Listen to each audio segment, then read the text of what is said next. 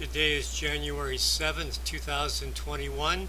My name is Charles Suter. Today I'm speaking about the fear of public speaking.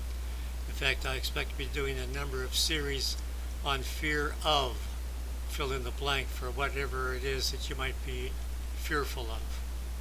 My main message here is that the more you speak in public, or the more experience you gain with any fear, the less you fear it. Fear is a natural emotion that protects people from harm when they face real and imminent danger. However, a phobia is an excessive fear or anxiety related to specific objects or situations that are out of proportion to the actual danger they represent. Thus, normal fears are healthy and appropriate as they warn you to take immediate action to avoid harm to a clear and present threat. Phobias, however, are irrational, an excessive fear that serves no useful purpose. Irrational fears serve only to keep you bounded to your comfort zone and limit your options for living an expansive life. My proposition number one is that the fear of public speaking is a psychological, not a physical threat.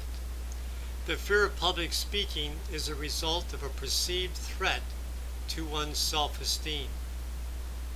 People with low self-esteem believe they are worthy only if other people think so.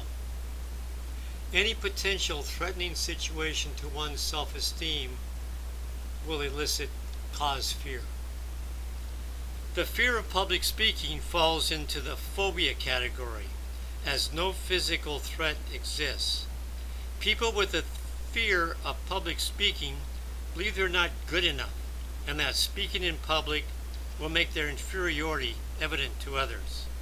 Fear of embarrassment, failure, rejection are all possible threats to a person's low self-esteem when they put themselves on the stage and attempt to speak to others. From a rational perspective, the worst possible outcome comes from a speaker who fails to communicate their intended purpose, either to inform, persuade, or entertain their audience.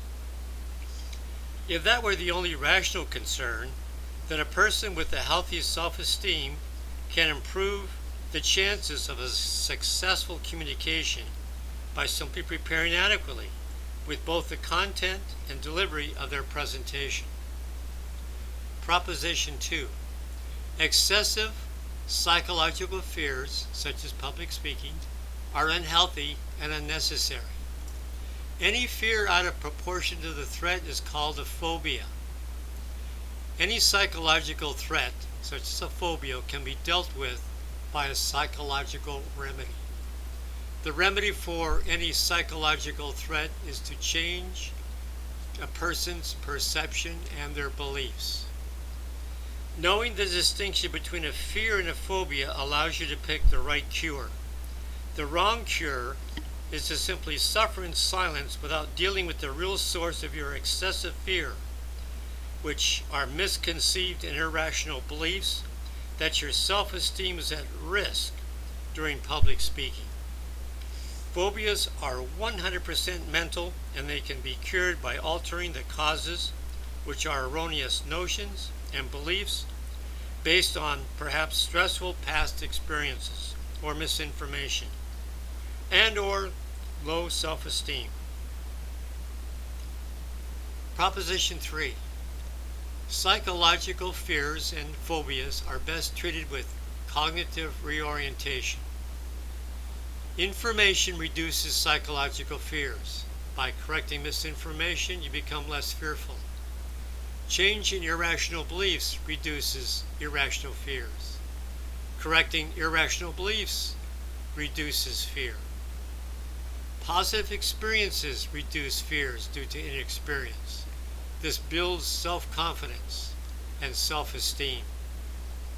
If you're worried about achieving your speaking purpose, you simply need to spend more time preparing for your speech.